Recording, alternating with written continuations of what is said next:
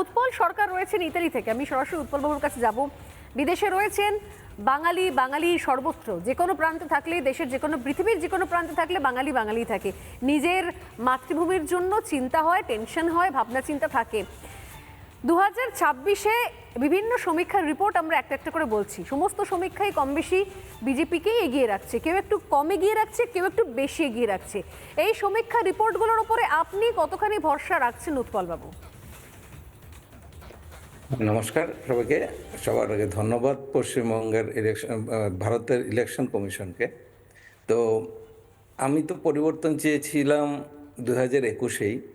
তারপর আমার একটা প্রতিজ্ঞাও ছিল যে যেদিন পরিবর্তন হবে সেদিনই দেশে পা রাখবো, এমন একটা মেন্টালিটি চলে এসেছিল যে একটা ঘৃণার জন্ম হয়েছে আর কি। যা কিছু কিছু ক্ষেত্রে বলতে নিজের পরিচয় যে পশ্চিমবঙ্গবাসী, সেই ক্ষেত্রেও আমাদেরকে একটু ভাবিত করেছিল যে আমরা পশ্চিমবঙ্গের পরিচয়টা কিভাবে দেবো, যে মমতা গভর্নমেন্ট যা করছে বা সিপিএম গভর্নমেন্ট যা করছে। আমার যে সময়টা ছিল যে 94 থেকে বা তারপর থেকেই যে সিপিএমের জমানা দেখেছি, প্রতিটা ভোটেই লাসের একটা তো চলতো আর কি।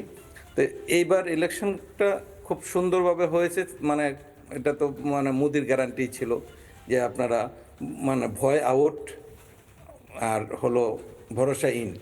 তো সেটার জন্য এখন মোদি যখন ক্ষমতা না থেকে এটা করতে পেরেছে, আশা করি পশ্চিমবঙ্গবাসী বুঝতে পারবে যে মোদি গভর্নমেন্ট আসলে কতটুকু আমাদের পশ্চিমবঙ্গবাসীর জন্য ভালো হবে। আর এবার নিশ্চিত পরিবর্তন হবেই, এটা আমার দৃঢ় বিশ্বাস।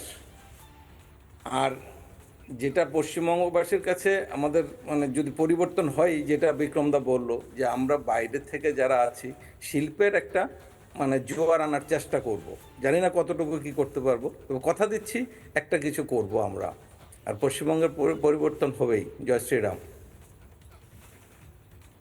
বেশ, নানা ধরনের কন্টেন্ট দেখার জন্য লাইক করুন, শেয়ার করুন আমাদের ফেসবুক পেজ, সাবস্ক্রাইব করুন আমাদের ইউটিউব চ্যানেল। পাশাপাশি অন্যান্য ব্রেকিং নিউজের জন্য অবশ্যই চোখ রাখুন রিপাবলিক বাংলায়।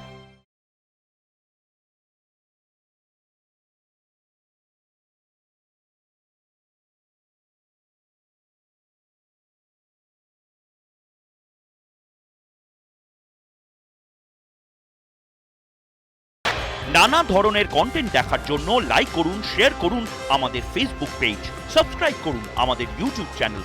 পাশাপাশি অন্যান্য ব্রেকিং নিউজের জন্য অবশ্যই চোখ রাখুন রিপাবলিক বাংলায়।